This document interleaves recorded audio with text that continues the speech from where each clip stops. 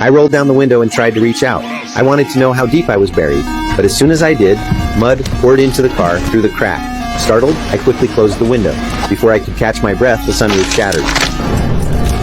Panicked, I grabbed tape to try and patch the broken glass, but the tape couldn't hold the weight of the mud. As I was about to be buried alive, I suddenly spotted a steering wheel lock under the seat. Thinking fast, I pulled it out and wedged it diagonally against the sunroof. Thankfully, it held the sunroof in place, preventing further shattering and even stopping the soil from sinking further. I was safe for now, and finally dared to relax. By then, my mouth was parched from exhaustion, so I grabbed the nearby mineral water bottle and drank without hesitation.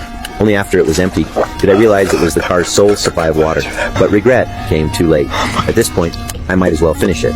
Then I began inventorying the car's supplies, hoping to find tools for self-rescue. Clearly, nothing would help, but just then, water droplets suddenly seeped through the sunroof into the cabin. I tilted my face upward and frantically sucked at the water with my mouth, but it was nowhere near enough. I took out a bank card, folded it into a funnel shape, and inserted it into the empty bottle. Then I wedged it onto the lock plate. Watching the murky water accumulate in the bottle, I clapped excitedly, marveling at my brilliant design.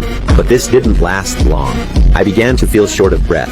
The oxygen inside the car was rapidly depleting. If I didn't find a solution soon, I would suffocate to death. So I pulled out the hollow steel pipe from the folding chair, removed the bottle cap, and drilled a small hole in it with my nail clippers. Then I found some hemp rope, tied a tight knot, and threaded it through the cap. Finally, I stuffed the rope into the steel pipe, sealing the opening with the cap. After completing this series of actions, I couldn't help but marvel at my own ingenuity. Gripping the pipe tightly, I pushed it upward with utmost care. But when the first pipe went in, I saw no light. I had to connect a second pipe using the same method, and keep pushing, then a third. The oxygen deprivation made breathing so hard I was nearly drained of strength. I pulled out a jack and placed it under the pipe. Soon, it too reached its limit, yet the pipe still hadn't pierced the soil. To survive, I refused to give up.